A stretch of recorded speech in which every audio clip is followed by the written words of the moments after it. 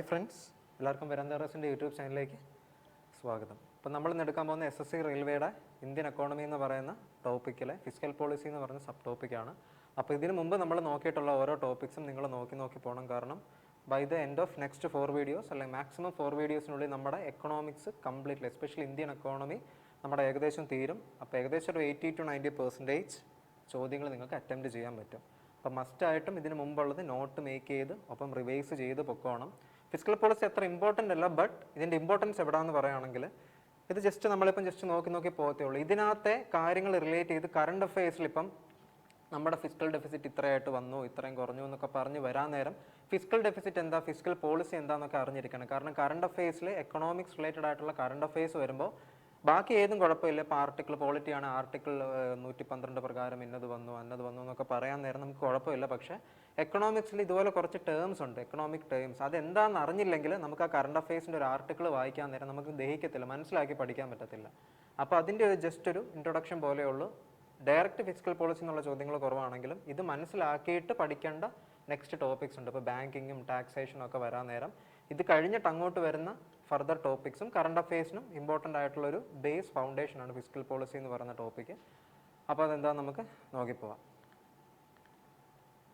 അപ്പം നമ്മളിപ്പം ഈ ഫിസ്ക്കൽ പോളിസി പറയുന്നതിന് മുമ്പ് പബ്ലിക് ഇൻകം അല്ലെങ്കിൽ അതിന് മുമ്പ് പബ്ലിക് ഫൈനാൻസ് എന്താണെന്ന് ആലോചിക്കണം. അതായത് നമ്മുടെ ഗവൺമെൻറ്റിൻ്റെ എക്സ്പെൻഡിച്ചറും റെസിപ്റ്റ്സിൻ്റെ ഒക്കെ ഉള്ളൊരു, അതായത് it is the study of governments receipts and expenditure in A society. അതായിരിക്കും പബ്ലിക് ഫൈനാൻസ് എന്ന് പറയുന്നത്. അതായത് ഗവൺമെൻറ്റിന് ഒരു ഫൈനാൻഷ്യൽ ഇയർ ഇത്ര ചിലവാക്കി എന്നുള്ള കണക്കും അവർക്ക് ഇത്ര പൈസ ഗവൺമെൻറ്റിന് കിട്ടും. കാരണം ടാക്സ് വഴിയൊക്കെ ഗവൺമെൻറ്റിന് പൈസ കിട്ടും അല്ലേ.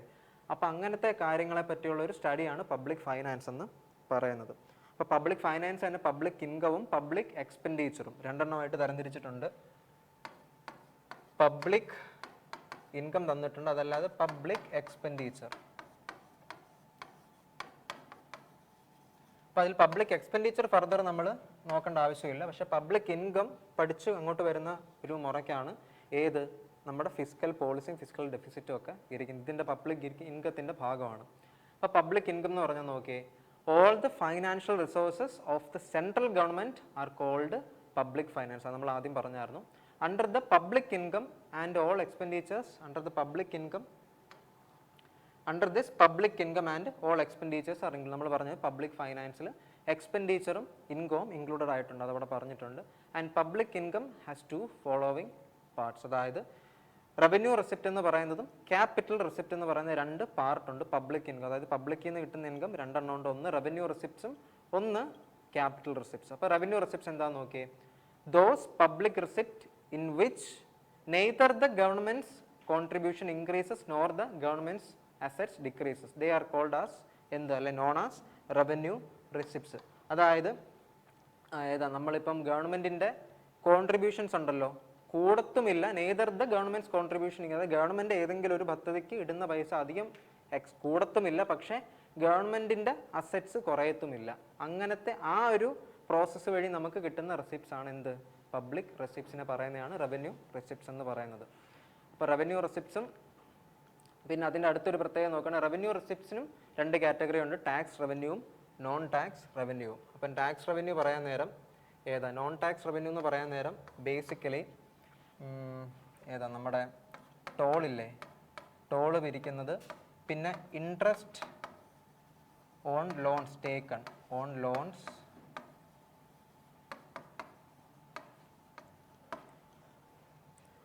പിന്നെ ഈ ടാക്സ് റവന്യൂ എന്ന് പറഞ്ഞാൽ ബേസിക്കലി ടാക്സ്, നമ്മൾ ടാക്സ് ഇംപ്ലിമെൻറ്റ് ചെയ്യാറുണ്ടല്ലോ, അതായത് ഡയറക്റ്റ് ടാക്സും ഇൻകം ടാക്സും ഒക്കെ. അപ്പം പബ്ലിക്കിന് മണ്ടയിൽ ടാക്സ് ചുമത്തിയിട്ട് അതുവഴി കിട്ടുന്നതാണ് tax revenue. Non tax revenue എന്ന് പറഞ്ഞ examples toll, interest on loans taken, ഇതൊക്കെ നോൺ ടാക്സ് റവന്യൂവിലും വരുന്നതാണ്. അപ്പോൾ ഇതിൻ്റെ രണ്ടിനും കൂടി ഒരു അക്യൂമുലേഷൻ ആയിട്ടാണ് റവന്യൂ റെസിപ്റ്റ്സ് എന്ന് പറയുന്ന കൺസെപ്റ്റ് ഫോം ആയിരിക്കുന്നത്. അതായത് ഗവൺമെൻറ്റിന് കിട്ടുന്ന റവന്യൂ റെസിപ്റ്റ്സ് എന്ന് പറയുമ്പോൾ ഏതാ ഈ രീതിയിൽ മുറയ്ക്ക് ഗവൺമെൻറ്റിന് കിട്ടുന്ന ആ ഒരു എമൗണ്ട്. ഇനിയും ക്യാപിറ്റൽ റെസിപ്റ്റ്സ് നമ്മൾ പറഞ്ഞായിരുന്നു, പബ്ലിക് ഇൻകം ക്യാപിറ്റൽ റെസിപ്റ്റും റവന്യൂ റെസിപ്റ്റും ആയിട്ട് തരംതിരിച്ചിട്ടുണ്ടെന്ന്. ഇനി ക്യാപിറ്റൽ റെസിപ്റ്റ് എന്താണെന്ന് നോക്കാം. Those receipts in return of which the government has to pay are called capital receipts. അതായത് നമ്മൾ റെസിപ്റ്റ്സിൻ്റെ കാര്യം ജനറലൈസ് ചെയ്ത് പറഞ്ഞായിരുന്നില്ല, കിട്ടുന്ന പൈസ. അപ്പോൾ ആ റെസിപ്റ്റ്സിന് in return of which the government has to pay, government തിരിച്ച് അങ്ങോട്ട് കുറച്ച് പേ ചെയ്യേണ്ടതായിട്ട് വരും. അതിനെയാണ് ക്യാപിറ്റൽ റിസിപ്റ്റ്സ് എന്ന് പറയുന്നത്. And the most prominent of these is the നോക്കിക്കേ എക്സാമ്പിൾ വെച്ച് നോക്കിക്കൊണ്ട് is the loan taken by the government from the public. അതായത് മാർക്കറ്റ് ലോൺ എന്ന് പറയുന്ന ഒരു കൺസെപ്റ്റ് ഉണ്ട്. പബ്ലിക്കിൽ നിന്ന് ഗവൺമെൻറ്റിന് ലോൺ എടുക്കാൻ പറ്റും. അപ്പോൾ അതിൻ്റെ പലിശയും കാര്യങ്ങളൊക്കെ ഇല്ലേ, അപ്പോൾ അതും ഗവൺമെൻറ്റിന്, അതായത് ക്യാപിറ്റൽ മുതലെടുത്തതിൻ്റെ ഭാഗമായിട്ട് ഗവൺമെൻറ്റിന് പലിശ കൊടുക്കേണ്ട വരും. അങ്ങനത്തെ കൺസെപ്റ്റിൻ്റെ ഭാഗമായിട്ട് ഗവൺമെൻറ്റിന് അങ്ങോട്ട് കൊടുക്കേണ്ട പൈസയാണ് എന്ത്, അല്ലെങ്കിൽ സെൻട്രൽ റിസിപ്റ്റ്സ് എന്ന് പറയുന്നത്. ഓക്കെ അല്ല? അപ്പോൾ ഈ രണ്ട് കാര്യങ്ങളും പബ്ലിക് ഇൻകത്തിൽ വരുന്നുണ്ട്. ഇതൊരു ബേസിക് പ്രീ റിക്വസിറ്റ് ആയിട്ട് പറഞ്ഞതേ ഉള്ളൂ, കാരണം കുറച്ചുകൂടെ നെക്സ്റ്റ് സെഷൻ പറയുമ്പോൾ ക്ലിയർ ആവാൻ. ഇനി നോക്കിയേ, ഇനി ഫിസ്ക്കൽ പോളിസിയിലേക്ക് വരാം. ഫിസ്ക്കൽ പോളിസി എന്താ പറയുന്നത്? It refers to the use of government spending and tax policies to influence economic conditions, especially ഏതൊക്കെ? Macro economic conditions including aggregate demand for goods and services, employment, inflation and economic growth. അപ്പോൾ economic growth, employment, inflation, പിന്നെ നമ്മുടെ നാട്ടിൽ goods and services ഇല്ലേ, services, banking services provide ചെയ്യും, അല്ലാതെ final goods ഉണ്ടായിരിക്കും. അപ്പോൾ ഇതിൻ്റെ എല്ലാം കൂടെ ഒരു അഗ്രിഗേറ്റ് ഡിമാൻഡിനെ ഇൻക്ലൂഡ് ചെയ്തുകൊണ്ടുള്ള ഒരു എന്തല്ല, ഈ ഇങ്ങനത്തെ മാക്രോ എക്കണോമിക് കണ്ടീഷൻസിനെ കൺസിഡർ ചെയ്തുകൊണ്ടുള്ള ഒരു പോളിസിയാണ് fiscal policy. Such that government എത്ര സ്പെൻഡ് ചെയ്തു, ഗവൺമെൻറ്റിന് ഈ ടാക്സ് പോളിസി വഴി എത്ര കിട്ടി എന്നുള്ളത്, അതായത് ഈ രണ്ട് കണ്ടീഷൻസ്, ഗവൺമെൻറ് എത്ര സ്പെൻഡ് ചെയ്തു, ഗവൺമെൻറ്റിന് ടാക്സ് വഴി അല്ലെങ്കിൽ ഈ റവന്യൂ വഴി എത്ര കിട്ടി എന്നുള്ളത് എക്കണോമിക് കണ്ടീഷൻസിനെ എങ്ങനെ ബാധിക്കുന്നു എന്നുള്ളതിൻ്റെ ഒരു പിക്ചറാണ് ഫിസ്ക്കൽ പോളിസി തരുന്നത്. And fiscal policy is largely based on ideas from John Maynard Keynes. അപ്പോൾ അദ്ദേഹത്തിൻ്റെ ഐഡിയാസിനെ ബേസ് ചെയ്തുകൊണ്ടാണ് കൂടുതലും ഫിസ്ക്കൽ പോളിസി ലാർജ്ലി ഡെവലപ്പ് ആയിട്ടുള്ളത്. ആൻഡ് അദ്ദേഹത്തിൻ്റെ തിയറി പ്രകാരം അതിനെ നമ്മൾ എന്ത് പറയും? കെയ്നീസിയൻ തിയറി ബേസിക്കലി സ്റ്റേറ്റ്സ്, അല്ല അതെന്താ പറയുന്നത്? It states that government can influence macro economic productivity levels by increasing or decreasing tax levels and public spending. അതായത് പബ്ലിക്കിനായിട്ട് ചിലവാക്കുന്ന പൈസ വഴിയും അതല്ലാതെ ടാക്സ് കൂട്ടുക, ടാക്സ് കുറയ്ക്കുക, ഇതിൻ്റെ ഭാഗമായിട്ടൊക്കെ നമുക്ക് എക്കണോമിക് പ്രൊഡക്ടിവിറ്റി, ഒരു സൊസൈറ്റിയിലെ എക്കണോമിക് പ്രൊഡക്ടിവിറ്റിക്ക് ചേഞ്ച് വരുത്താനായിട്ട് ഗവൺമെൻറ്റിന് സാധിക്കും, അല്ലെ ഇൻഫ്ലുവൻസ് ചെയ്യാൻ പറ്റും എന്നുള്ളതാണ് കെയ്നീസിയൻ തിയറി പറയുന്നത്. അതിനെ ബേസ് ചെയ്താണ് ഫിസ്ക്കൽ പോളിസി വരുന്നത്. And this influence in turn curb എന്ന് പറഞ്ഞാൽ കൺട്രോൾ ചെയ്യാവുന്നതാണ്, curbs inflation, increases employment and maintains healthy value of money. അപ്പോൾ അതിൻ്റെ ഭാഗമായിട്ട് കിട്ടുന്ന അഡ്വാൻറ്റേജ് എന്തൊക്കെയാണ്? കർബ്സ് ഇൻഫ്ലേഷൻ പണപ്പെരുപ്പം ചുരുക്കും, ഇൻക്രീസസ് എംപ്ലോയ്മെൻറ്റ് തൊഴിൽ സാധ്യതകൾ വർദ്ധിപ്പിക്കും, and maintain healthy growth of economy. And നോക്കിയാൽ അടുത്തത്, when the government receives more than it spends it has a surplus. അതായത് റവന്യൂ റിസിപ്റ്റ്സ് എന്ന് പറഞ്ഞാൽ ഗവൺമെൻറ്റിന് ഇങ്ങോട്ട് കിട്ടുന്ന പൈസ കൂടുതലാണ്, അങ്ങോട്ട് ചിലവാക്കുന്ന കുറച്ചാണെങ്കിൽ ഗവൺമെൻറ്റിൻ്റെ ലാഭമില്ല, അതിനെ സർപ്ലസ് എന്ന് പറയും. മറിച്ച് ഗവൺമെൻറ് ഒത്തിരി ചിലവാക്കുന്നുണ്ട്, അവർക്കുള്ളതിനേക്കാൾ കൂടുതൽ ചിലവാക്കുന്നുണ്ടെങ്കിൽ അതിനെ ഡെഫിസിറ്റ് എന്നും പറയും. അപ്പോൾ ആ രണ്ട് ടേംസ് ഒക്കെ ആണല്ലോ. ഇനി അടുത്ത പോയിന്റ്സ് പറയുന്നതിന് മുമ്പ് നമ്മുടെ ഇൻസ്റ്റിറ്റ്യൂട്ടിൻ്റെ കോച്ചിങ് സ്റ്റൈൽ എങ്ങനെയാണെന്ന് നോക്കാം. അപ്പോൾ ആദ്യം നിങ്ങൾക്ക് ക്ലാസ്സസ് പ്രൊവൈഡ് ചെയ്യുന്നതായിരിക്കും. അതിനുശേഷം ബേസിക് സർക്കിൾ എന്ന് പറയുന്നൊരു സെഷൻ ആയിരിക്കും. അപ്പോൾ ബേസിക് സർക്കിൾസിൽ നിങ്ങളെ ഗ്രൂപ്പ് ആക്കി ഇരുത്തി ആദ്യം ഒരു ടെസ്റ്റ് നടത്തും, അതിനനുസരിച്ച് നിങ്ങളെ സർക്കിൾസ് ആക്കി ഗ്രൂപ്പ്സ് ആക്കി ഇരുത്തും. അപ്പോൾ നിങ്ങൾക്ക് കമ്പൈൻ സ്റ്റഡി പാർട്ട്നേഴ്സിനെ കിട്ടും, നിങ്ങൾക്ക് വർക്കൗട്ട് മെറ്റീരിയൽ തരും, നിങ്ങളത് വർക്കൗട്ട് ചെയ്യും. 2.5 മണിക്കൂറിൻ്റെ സെഷൻ ആയിരിക്കും. നിങ്ങളുടെ ഡൗട്ട് ഫർദർ ക്ലാരിഫൈ ചെയ്യാനായിട്ട് നിങ്ങൾക്കൊരു മെൻറ്റർ സപ്പോർട്ടും കാണും. അത് കഴിഞ്ഞിട്ട് എക്സ്ട്രീം സർക്കിളാണ് വരുന്നത്. ഇതിൻ്റെ സെയിം ഫർദർ സ്ട്രക്ചറിൽ വരുന്നതാണ്. അതായത് ഗ്രൂപ്പ്സ് ആക്കി എടുത്തും എലിജിബിലിറ്റി ടെസ്റ്റിന് ശേഷം ബേസിക് സെറ്റായതിനു ശേഷം മാത്രമേ, അത് ബേസിക് സെറ്റായ കുട്ടികൾക്ക് മാത്രമേ ഇതിൽ ഇരിക്കാൻ പറ്റുള്ളൂ. അപ്പോൾ ആരും ഉഴപ്പരുത്. അപ്പോൾ എക്സ്ട്രീം സർക്കിളിൽ നിങ്ങൾക്ക് സെയിം രീതിയിൽ ഒരു മെറ്റീരിയൽ തരും, മെയിൻസ് ലെവൽ ക്വസ്റ്റ്യൻസ് ആയിരിക്കും. അപ്പം വർക്കൗട്ട് സെഷൻ ഫർദർ ഇൻറ്റൻസിഫൈ ചെയ്യാനായിട്ട് നിങ്ങൾക്ക് ഒരു മെൻറ്റർ സപ്പോർട്ട് ഡെഫിനറ്റ്ലി കാണും. അടുത്തത് സൂപ്പർ ബാച്ച് ആണ്. അപ്പം ഓരോ പരീക്ഷയ്ക്കും മുന്നോടിയായിട്ട് സൂപ്പർ ബാച്ച് നിങ്ങൾക്ക് കാണും. അതായത് CJLO CPOയോ ഏത് എക്സാം ആണോ അതിന് തൊട്ട് മുമ്പ് ഒരു 1 മന്ത് മാക്സിമം 2 മന്ത് വർക്കൗട്ട് സെഷൻ്റെ ഒരു പ്രോഗ്രാം ആയിരിക്കും സൂപ്പർ ബാച്ച്. അപ്പോൾ ആ എക്സാമിനെ മാത്രം ഫോക്കസ് ചെയ്ത് നിങ്ങൾക്ക് പ്രിപ്പയർ ചെയ്യാനായിട്ട് പറ്റും. അവിടെയും നിങ്ങളെ ഗ്രൂപ്പ്സ് ആക്കും, സർക്കിൾസ് ആക്കും. ഒപ്പം ഡെഫിനറ്റ്ലി നിങ്ങൾക്ക് മെൻറ്റർ സപ്പോർട്ട് കാണും. And next is the real intensive programme, RIP എന്ന് വിളിക്കും. എക്സാംസ് ഒക്കെ നിങ്ങൾ സൂപ്പർ ബാച്ച് വരെ കഴിഞ്ഞു, നിങ്ങൾക്ക് ഇനി ഫർദർ എക്സാംസ് വരാൻ സമയമുണ്ട്. എങ്കിൽ അത്രയും നാൾ വെറുതെ ഇരിക്കേണ്ട. കാരണം ഓൾറെഡി നിങ്ങൾ എത്രമാത്രം ലെവലായിട്ടുണ്ടോ ചെയ്ത് ആ ഒരു അതിൻ്റെ ഒരു ഫർദർ കണ്ടിന്യൂഷൻ ചെയ്യാനായിട്ട് നിങ്ങളെ റിയൽ ഇൻറ്റൻസീവ് പ്രോഗ്രാം ഹെൽപ്പ് ചെയ്യും. And the final stage is mock interview. RRB PO അല്ലെ especially SBI PO IBPS PO ഉള്ള എക്സാംസിന് നിങ്ങളുടെ ലാസ്റ്റ് സ്റ്റേജ് എന്ന് പറയുന്നത് ഇൻ്റർവ്യൂ ആയിരിക്കും, അല്ലെങ്കിൽ പേഴ്സണാലിറ്റി ടെസ്റ്റ്. അതിൻ്റെ മാർക്കിൻ്റെ അടിസ്ഥാനത്തിലായിരിക്കും നിങ്ങൾക്ക് ഫൈനൽ സെലക്ഷൻ ഉറപ്പിക്കാൻ പറ്റുന്നത്. അപ്പോൾ അതെങ്ങനെ പെർഫോം ചെയ്യണം, എന്തൊക്കെ കാര്യങ്ങൾ പഠിക്കണം എന്നുള്ളൊരു ഡെമോ അല്ലെങ്കിൽ ഒരു ഗ്ലിംസ് നിങ്ങൾക്ക് ലാസ്റ്റ് സെഷൻ വഴി കിട്ടുന്നതായിരിക്കും. അപ്പോൾ നമുക്ക് ഓഫ്ലൈൻ കോച്ചിങ് ഉണ്ട്, ഓൺലൈൻ കോച്ചിങ് ഉണ്ട്. അപ്പം ക്യാമ്പസിൻ്റെ കംഫർട്ടിൽ പഠിക്കാൻ താല്പര്യമുള്ളവരാണെങ്കിൽ ഓഫ്ലൈനിൻ്റെ നമ്പറിൽ ജോയിൻ ചെയ്ത് അല്ലെങ്കിൽ കോൺടാക്ട് ചെയ്ത് ഇന്ന് തന്നെ ജോയിൻ ചെയ്യാം. മറിച്ച് ഓൺലൈനാണ് നിങ്ങൾക്ക് നിങ്ങളുടെ വീടിൻ്റെ കംഫർട്ടിലിരുന്ന് ഒറ്റയ്ക്ക് പ്രിപ്പയർ ചെയ്യാൻ താല്പര്യമെങ്കിൽ ഓൺലൈൻ ബാച്ച് ജോയിൻ ചെയ്ത് പ്രിപ്പറേഷൻ എത്രയും പെട്ടെന്ന് തന്നെ സ്റ്റാർട്ട് ചെയ്യാം. ഓക്കെ അല്ലേ? എങ്കിൽ നോക്കി ഇനി ഫൈനാൻഷ്യൽ ഡെഫിസിറ്റ് നമ്മുടെ മെയിൻ സാധനത്തിലോട്ട് എൻ്ററായി. ഫൈനാൻഷ്യൽ ഡെഫിസിറ്റ് എന്ന് പറഞ്ഞാൽ എന്താ? എ ഡെഫിസിറ്റ് എന്ന് പറഞ്ഞാൽ നമ്മൾ നേരത്തെ പറഞ്ഞു is the amount by which a sum falls short of some reference amount. അതായത് ഇത്ര എമൗണ്ടിനേക്കാൾ ഇത്ര കുറവ് വന്നു എന്ന് നമ്മളൊരു കമ്പാരിസൺ പറയത്തില്ലേ, അതിനെയാണ് ഡെഫിസിറ്റ് എന്ന് ബേസിക്കലി ഫൈനാൻഷ്യൽ ഡെഫിസിറ്റ് എന്ന് പറയുന്നത്. അപ്പോൾ അത് ഫിസിക്കൽ ഡെഫിസിറ്റ് ആണ് ഫൈനാൻഷ്യൽ ഡെഫിസിറ്റിൽ നമ്മൾ ആദ്യം നോക്കാൻ പോകുന്നത്. ഡെഫിസിറ്റ് നേരത്തെ പറഞ്ഞ തൊട്ട് മുമ്പുള്ള സെഷനിൽ എന്താ പറഞ്ഞത്? ഗവൺമെൻറ് സ്പെൻഡ് ചെയ്യുന്ന എമൗണ്ട് കൂടുതലാണ്, അവർ അക്വയർ ചെയ്യുന്നതിനേക്കാളെങ്കിൽ അവിടെ ഒരു ഡെഫിസിറ്റ് വരും. അതിനെ ഡെഫിസിറ്റ് എന്ന് പറഞ്ഞായിരുന്നു. അത് മാത്രം ആലോചിച്ചാൽ മതിയെ. അപ്പോൾ ഫിസിക്കൽ ഡെഫിസിറ്റ് എന്ന് പറഞ്ഞാൽ എന്താ? This gives a more holistic view of the government's funding situation.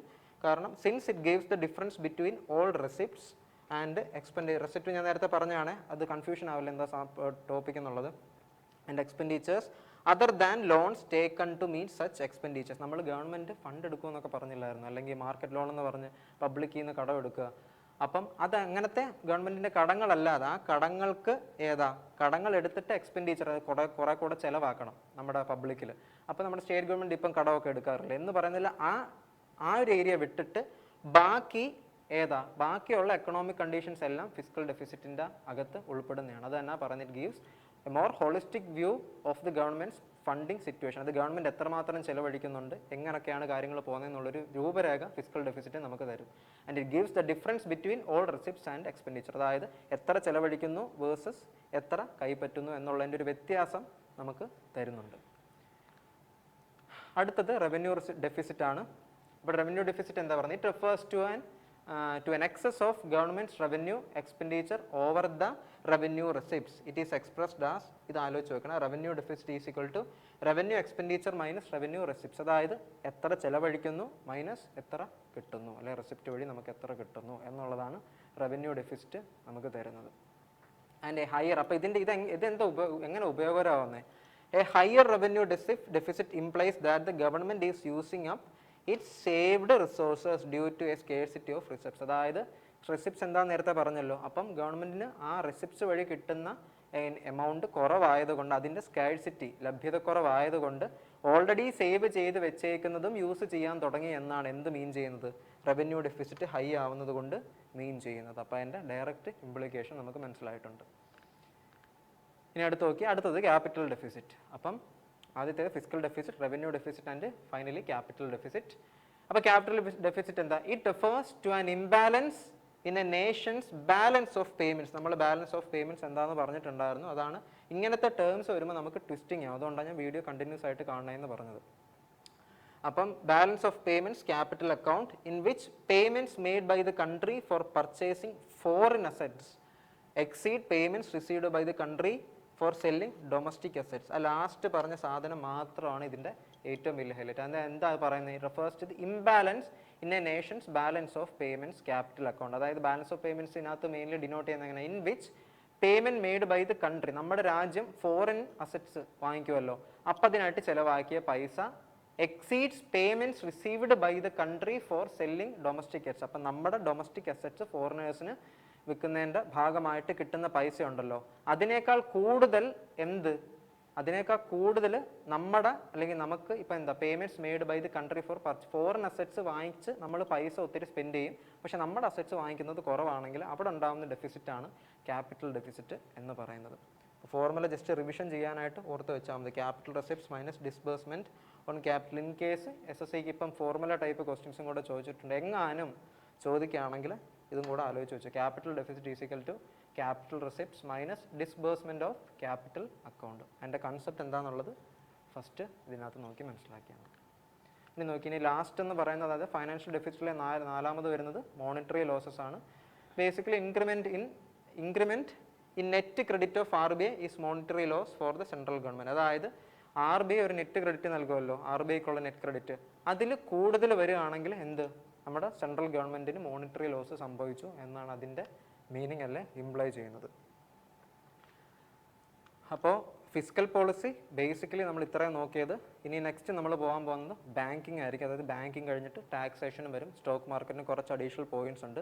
അപ്പോൾ ബാങ്കിങ് എസ്പെഷ്യലി RBI വരും, അതിനെ റിലേറ്റഡ് ആയിട്ടുള്ള കാര്യങ്ങൾ വരും. ഇപ്പം എത്ര ബാങ്ക് നാഷണലൈസ് ചെയ്തു, അല്ലെങ്കിൽ RBI ആക്ട് ഉണ്ട്, RBI ആദ്യം ഫോം ചെയ്തപ്പോൾ അതിന് പേരെന്തായിരുന്നു. അപ്പോൾ അതിൻ്റെ ഒരു മെയിൻ കോർ എക്കണോമിക്സിൻ്റെ രണ്ടായിട്ട് ഡിവൈഡ് ചെയ്യണം. SSCയുടെ എക്സാം പോയിന്റ് ഓഫ് വ്യൂ എന്ന് നോക്കുകയാണ്, ഒന്ന് ബാങ്കിങ് ആയിരിക്കും, അപ്പുറത്തെ സൈഡിൽ പ്യുവർ എക്കണോമിക്സ്, അതെല്ലാം ഇന്ത്യൻ എക്കോണമിയിൽ വരുന്നതാണ്. അപ്പോൾ അതല്ലാതെ നമ്മൾ എങ്ങാനും പറയാനുള്ള പോയിന്റ്സ് ഉണ്ടെങ്കിൽ ജനറൽ എക്കോണമി ആയിരിക്കും, അതായത് മാക്രോ എക്കണോമിക്സ്, പിന്നെ ഫാദർ ഓഫ് ആഡം സ്മിത്ത് ആണ് ഫാദർ ഓഫ് എക്കണോമിക്സ് എന്നൊക്കെ അറിയപ്പെടുന്നത്. അങ്ങനത്തെ ജനറലൈസ് ആയിട്ടുള്ള ടേം നമുക്ക് വൺ ലൈനർ വഴി ജസ്റ്റ് എവിടുന്നേലൊക്കെ ജസ്റ്റ് നെറ്റ് സെർച്ച് ചെയ്താൽ കിട്ടാവുന്നുള്ളൂ. അതല്ലാതെ കോറായിട്ടും ഏറ്റവും കൂടുതൽ ചോദിക്കുന്നത് ഇന്ത്യൻ എക്കോണമിയാണ്. ഏറ്റവും കൂടുതൽ പഠിക്കേണ്ടത്, ഇപ്പം ജോഗ്രഫി പഠിക്കുകയാണെങ്കിൽ ഫസ്റ്റ് നിങ്ങൾ ഇന്ത്യൻ ജോഗ്രഫി തീർത്തോണം, എക്കോണമി പഠിക്കുകയാണെങ്കിൽ ഇന്ത്യൻ എക്കോണമി തീർത്തോണം, പിന്നെ ഹിസ്റ്ററി പഠിക്കുകയാണെങ്കിൽ ഇന്ത്യൻ ഹിസ്റ്ററി ആദ്യം തീർത്തോണം. ഇങ്ങനെ നമ്മുടെ രാജ്യങ്ങളെ ബേസ് ചെയ്തിട്ടുള്ള പോയിന്റ്സും ഫാക്ട്സും ആദ്യം തീർത്തതിന് ശേഷം മാത്രമേ ബാക്കിയുള്ള നോക്കാവുള്ളൂ. അതാണ് ഞാൻ 80 to 90% നമ്മുടെ സിലബസ് കവറപ്പ് ചെയ്യുന്നു എന്ന് പറഞ്ഞത്. കാരണം ഡെഫിനറ്റ്ലി ഇന്ത്യയെ ബേസ് ചെയ്തായിരിക്കും കൂടുതലും ചോദ്യങ്ങളും വരുന്നത്. അപ്പം മോണിറ്ററി ലോസ് വഴി നമ്മുടെ ഇന്നത്തെ ഫിസിക്കൽ പോളിസി എന്നുള്ള ടോപ്പിക്ക് കഴിയാണ്. അപ്പം ഇതിൻ്റെ ഫർദർ ഉപയോഗം എപ്പോഴാണ് വരുന്നതെന്ന് വെച്ചാൽ അടുത്ത ഞാനിപ്പോൾ ബാലൻസ് ഓഫ് പേയ്മെൻറ്റ് എന്താണെന്ന് പറഞ്ഞില്ല. അപ്പോൾ അതെന്താണെന്ന് അറിയണമെങ്കിൽ മുമ്പത്തെ വീഡിയോ കണ്ടിരിക്കണം ഡെഫിനറ്റ്ലി. അപ്പോൾ ഇതുപോലത്തെ ടേംസ് മനസ്സിലാക്കിയാലേ കൺസെപ്റ്റ് നമുക്ക് ഉറയ്ക്കത്തുള്ളൂ. അപ്പോൾ അടുത്ത സെഷനിൽ പുതിയൊരു കൺസെപ്റ്റായിട്ട് കാണുന്നവരേക്കും ബൈ.